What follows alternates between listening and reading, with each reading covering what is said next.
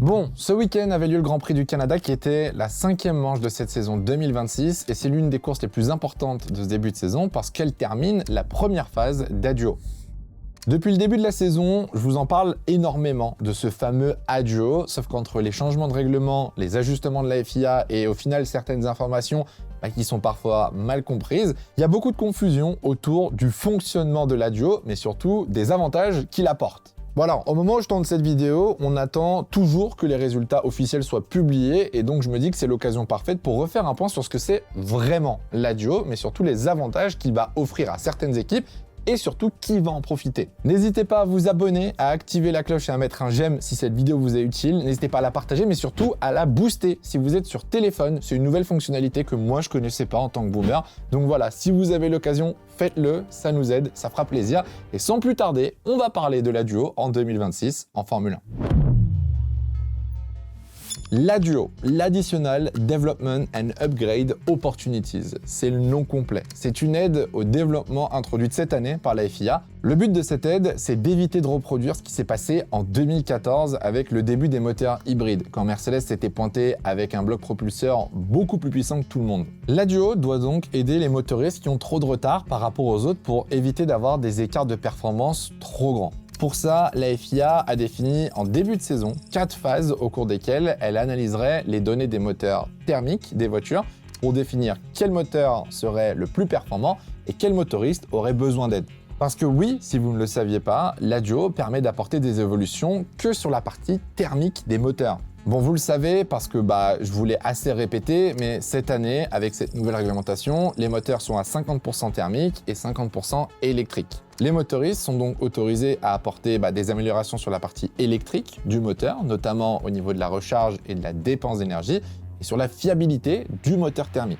Tout ce qui concerne la performance du moteur thermique, elle a été gelée en début de saison pour éviter que certaines équipes ne prennent trop d'avance sur les autres motoristes. Le seul moyen de développer son moteur thermique cette année, c'est via l'Adjo. De base, en début de saison, la FIA avait mis en place 4 phases pendant lesquelles elle analyserait les performances des moteurs thermiques pour ensuite faire une hiérarchie et voir quel motoriste était en retard par rapport aux autres. Ces analyses, elles se font via les datas récoltées sur les week-ends de Grand Prix, mais aussi via des datas obtenues en usine sur les bancs d'essai. Alors attention, parce qu'ici, je vous rappelle que je vous parle bien de la performance du moteur thermique, et uniquement de ça, je vous parle ni du moteur électrique, ni de la fiabilité du moteur thermique. De base, on devait avoir la première phase entre Melbourne, qui était le premier Grand Prix de l'année, et Miami, qui était la 6e course de l'année. Les 3 autres phases, elles devaient être organisées de même manière, toutes les 6 courses, jusqu'à arriver à la fin de la saison après 24 courses et donc avoir 4 phases.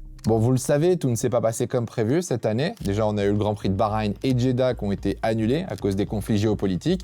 Puis on a eu l'échec au final de cette réglementation qui a poussé la FIA à faire des modifications en cours d'année et aussi sur la réglementation de l'année prochaine. Alors ne vous inquiétez pas, on va pas parler du règlement de 2027 aujourd'hui parce que pour l'instant, rien n'est officiel. Mais tous ces changements et ces perturbations ont fait que la FIA a un petit peu modifié les dates de phase d'Adjo en 2026. La première phase s'est donc terminée au Canada, ce qui fait que du coup la période a été agrandie et en même temps raccourcie, puisque de base elle devait se finir à Miami après 6 courses et au final elle se termine au Canada après seulement 5 courses. Bon, j'espère que pour l'instant vous arrivez à suivre parce qu'on va commencer à rentrer dans le concret. La deuxième phase d'Adjo, elle va commencer à la prochaine course, donc à Monaco, et elle se terminera après le Grand Prix de Hongrie. La troisième, elle, ce sera des Pays-Bas jusqu'au Mexique. Là, vous vous posez une question, comment on fait pour la 4e? Parce que oui, pour le Grand Prix du Brésil, de Las Vegas, du Qatar et d'Abu Dhabi, ces 4 courses ne seront pas dans la période d'Adjo comme c'était prévu de base. Si vous vous demandez pourquoi et que vous me posez la question, j'ai pas de réponse à vous donner. Voilà, c'est simple. En fait, la réglementation continue d'évoluer, risque encore d'évoluer pour 2027 et les motoristes vont sûrement devoir produire un nouveau moteur pour l'année prochaine. Et si c'est le cas, cette 4e phase d'Adjo ne servirait à rien du tout. Bon, maintenant que vous savez à peu près quand est-ce que l'Adjo se met en place, on va pouvoir rentrer dans le cœur du sujet. Quels sont les avantages que donne l'Adjo en Formule 1 ? Les analyses de la FIA permettent du coup de créer une hiérarchie entre les motoristes avec un pourcentage de différence de performance. En fonction de l'écart qu'il y a entre un motoriste et le meilleur moteur de la grille, plusieurs aides vont être mises en place. Parmi ces aides, on compte 3 catégories. La première, c'est une aide financière. Les équipes qui ont accès à la Duo vont avoir l'autorisation de dépasser le budget cap lié à la dépense du moteur, et ça jusqu'à un certain montant. En fonction du retard, ça peut aller de 3 jusqu'à 11 millions de dollars pour certaines équipes. La deuxième aide qui existe, c'est un gain de temps de développement pour les moteurs. En début de saison, chaque équipe est limitée pour le temps qu'ils peuvent passer sur les bancs d'essai. Les bancs d'essai, c'est là où on place les moteurs pour les mettre dans des conditions de course et tester leur fiabilité, que ce soit la puissance, leur résistance aux vibrations, etc. Grâce à la Duo, certaines équipes vont pouvoir passer plus de temps que prévu sur les bancs d'essai pour développer leur moteur et tenter de trouver des améliorations efficaces. Et la troisième et dernière aide qu'offre la Duo, c'est la possibilité pour les motoristes d'apporter des nouvelles homologations sur leur moteur. Alors, on en a déjà parlé, mais le développement des moteurs thermiques, aujourd'hui, il est gelé. La seule manière d'apporter des améliorations, c'est via la Duo. Ces homologations, elles permettent en réalité de débloquer des évolutions sur certains composants du moteur, mais uniquement parmi une liste précise définie par la FIA. L'idée, c'est que les motoristes ne peuvent pas faire n'importe quelle modification. Ils doivent choisir dans une liste déjà encadrée par le règlement. Vous l'aurez compris, mais du coup, un motoriste ne peut pas apporter un nouveau moteur complet, car le nombre de ces opportunités est limité. Chaque homologation, elle correspond à un certain nombre de pièces ou des zones du moteur qui peuvent être modifiées ensemble. Un motoriste ne peut pas décider librement de modifier son turbo et sa chambre à combustion interne si ces éléments ne font pas partie des composants autorisés dans la même homologation. En réalité, la FIA regroupe les évolutions en catégories de composants. Certaines homologations vont concerner la chambre à air, d'autres la chambre à combustion interne, d'autres l'admission d'air, le MGUK ou encore la partie du turbo. Du coup, quand une équipe utilise une homologation, elle doit évoluer dans ce cadre précis, avec plusieurs modifications possibles, mais uniquement sur une zone autorisée. Ça permet de contrôler les performances et surtout d'éviter qu'une équipe puisse complètement réécrire son moteur en cours de saison. Déjà, si un motoriste a la possibilité d'apporter une nouvelle homologation après la première phase d'Aduo, elle n'est pas obligée de le faire avant la fin de la deuxième, mais elle a jusqu'à la fin de la saison pour le faire. En plus de ça, une homologation possible en 2026, c'est aussi une homologation possible en 2027. La Formule 1, c'est comme chez Carrefour, dites-vous qu'il y a des promotions. Donc plus sérieusement, le projet de la FIA, c'était de pouvoir aider les motoristes en difficulté et notamment sur le long terme. Et si vous ne le saviez pas, c'est pour ça que la Duo devrait aussi s'appliquer sur la saison 2027. Sauf qu'avec les modifications du règlement qui sont en train d'arriver, les opportunités pour 2027 seront peut-être annulées. À voir comment ça va évoluer dans les prochains mois, ça va poser problème. Dernier point très important, les avantages donnés par la Duo ne se cumulent pas au fil des phases. Si un motoriste obtient des aides lors de la première phase, mais qu'il n'arrive pas à revenir au niveau des autres malgré ses améliorations, alors il ne récupérera pas les mêmes avantages sur la phase suivante. En revanche, il existe quand même un cas dans lequel les aides peuvent augmenter, c'est si le motoriste recule dans la hiérarchie malgré les avantages qu'il a reçus. Dans ce cas-là, il peut passer dans une catégorie de retard supérieure et obtenir des aides encore plus importantes que celles qu'il avait au départ. Bon, maintenant vous avez toute la théorie, en tout cas j'espère. On va parler en chiffres pour vous donner des exemples et pour que vous puissiez bien comprendre comment ça va fonctionner. Premier cas de figure, si après les analyses de la FIA, un motoriste a entre 0 et 2% de retard de performance sur le meilleur moteur, rien ne se passe. Il n'a pas le droit à la Duo, le moteur est assez compétitif et lui doit se débrouiller comme ça jusqu'à la fin de la saison. Si un motoriste se situe entre 2 et 4%, c'est là que la Duo s'active.